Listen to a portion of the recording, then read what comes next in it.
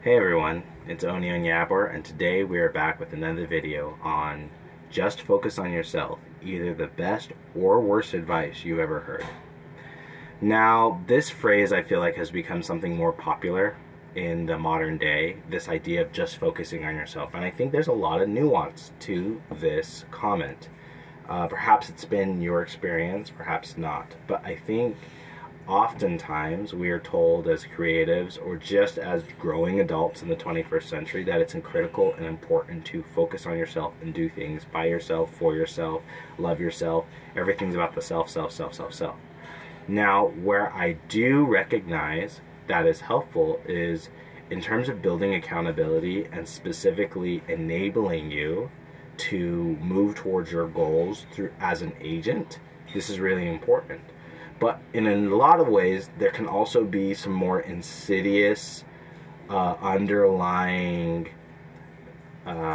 blocks, so to speak, that are getting in the way of this. And this phrase is a convenient way of papering over or band-aiding those issues.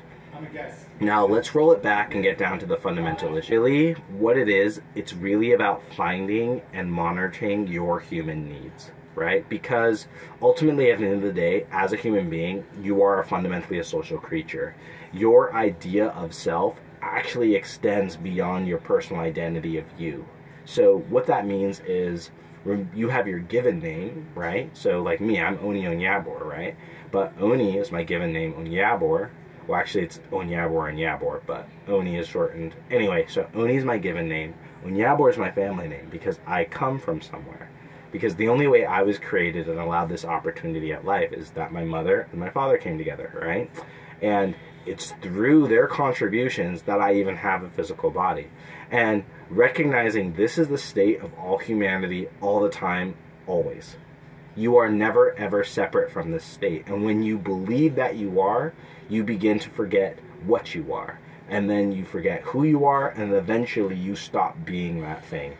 And that's where so many of the issues in terms of like our mental illness, our depression, the cognitive dissonance we feel in the modern day, because we're often being treated like we are our singular, independent, sort of vascular, like just floating elements out in the water, when in reality, you know, we're connected to a whole ecosystem. So I want to give two examples of where this idea of focusing on myself was given a really good rap, and other times when I saw the more insidious side of it. So the first story goes, I was dating this girl, and she was really cool. She was the type of girl, like, you know, if I was like, I need you to eat this bottle of glass and run through a wall, she'd do it. She's really loyal and committed to me. And then as a result of that, the difficulty was I started getting really scared because of that commitment, and I felt responsible for everything because she was just kind of listening to me or whatever. And I do think there were some issues that needed to be handled on her end, of course, because nobody's perfect.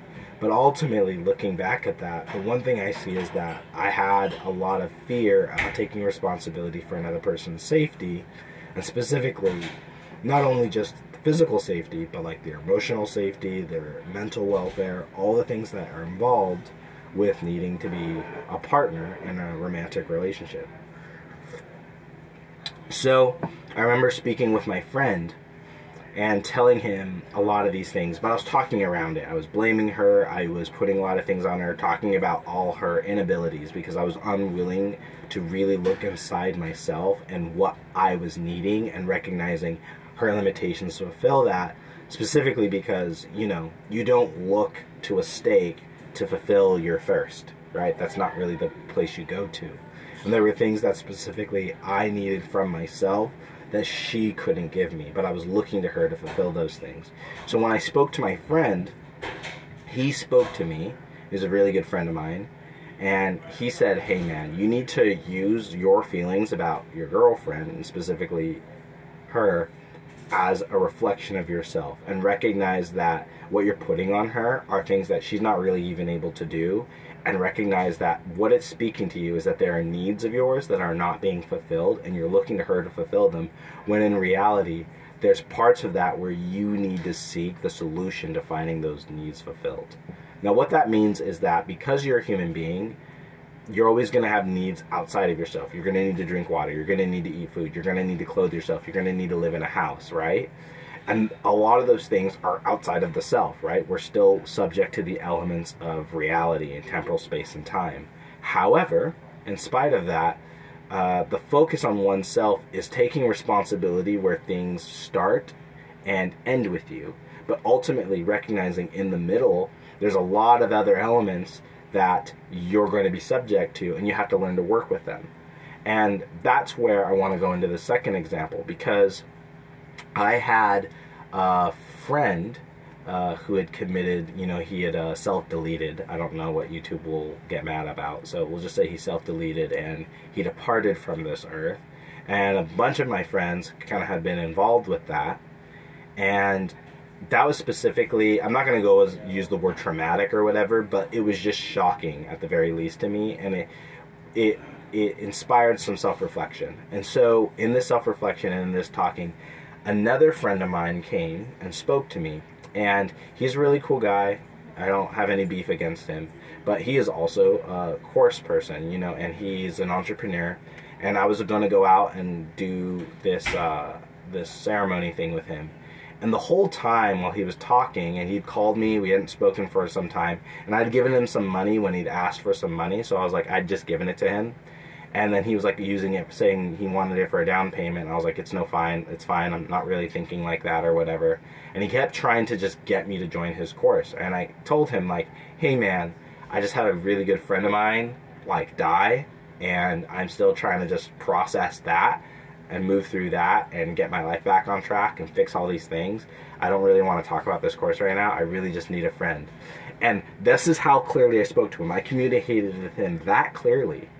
And then what his response was, oh yeah, of course, like, let's just do this like course and it'll help with everything you're going through and it'll help with that. And he was again trying to sell me. And then again I told him, hey man, I don't want to do the course thing. Like, I'm not focused on that right now. I'm really just trying to grieve and mourn. I could use a friend and just someone to listen to me. And in spite of that, then this is the time when he said, well, with everything you're going through, and I see you're working with your friends and you're really busy, I think it's a really important time for you to just focus on yourself and make sure that things are, you're taking care of yourself and you're doing things. And it was this, when he spoke this to me, I had heard this advice numerous times before, but it was when he spoke it to me, this time I realized the insidious side of this. Because at that time, really what he was saying was that, listen, your emotional needs are beyond my capacity to understand, and I'm not really even wanting to do that. I called because I needed something from you, and I'm not getting that thing, because our relationship is based off of exchange. And if I'm not getting what I need, you're essentially on your own.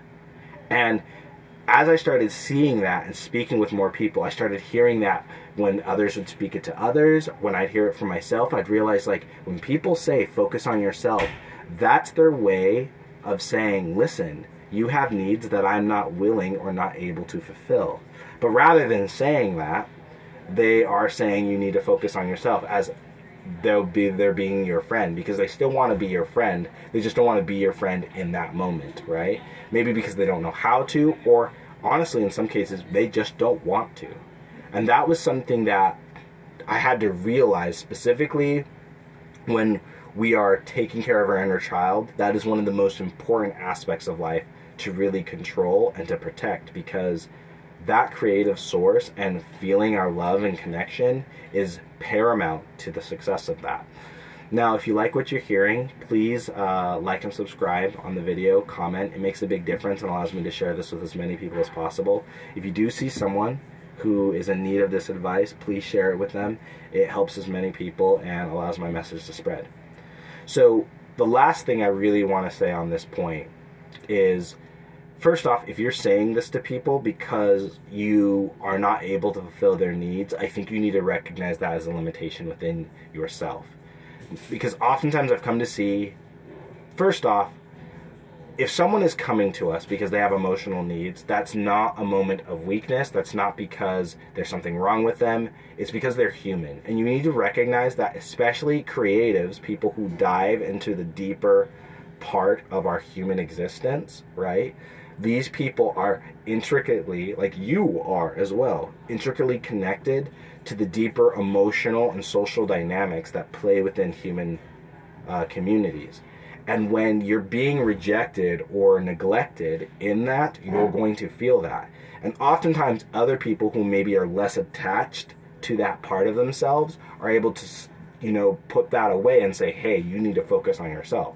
And that's exactly what has happened. We've become a society where everybody's these little islands by themselves, and we're all just isolating from each other. And that, as we know, naturally breaks down creative process. It naturally breaks down an ecosystem, because all these things need to work together. And so if you're telling people that they just need to focus on themselves, you need to ask yourself, what does that even really mean? Because if we are being human and we are working collaboratively and living collaboratively, to actually show up for a person means you need to show up, right? I think that not only means for your relationships, but also for yourself, of course, right? But understand that if you're showing up for yourself fully, that's not necessarily mutually exclusive to your loved ones. And if that's part of your thinking, there's a thinking error there. And that's probably a block to any creative endeavor you're going to have, because ultimately, at the end of the day, we create together as a community. And if you truly understand who you are, you will see the self not as one singular being, in a body, but you'll see yourself as truly the community and the world around you. And that's what will connect you. And that's where life begins. That's where creativity lies. So I want to say thanks for everyone who got this far. Please leave a comment. Do you agree with me? Disagree with me? Tell me what you think. And share your thoughts. I'd love to hear them. If you're in need of some creative coaching and some help with that, please reach out to me. Feel free to book an appointment. And guys, remember, stay happy, stay healthy, and live a creative life. Take care.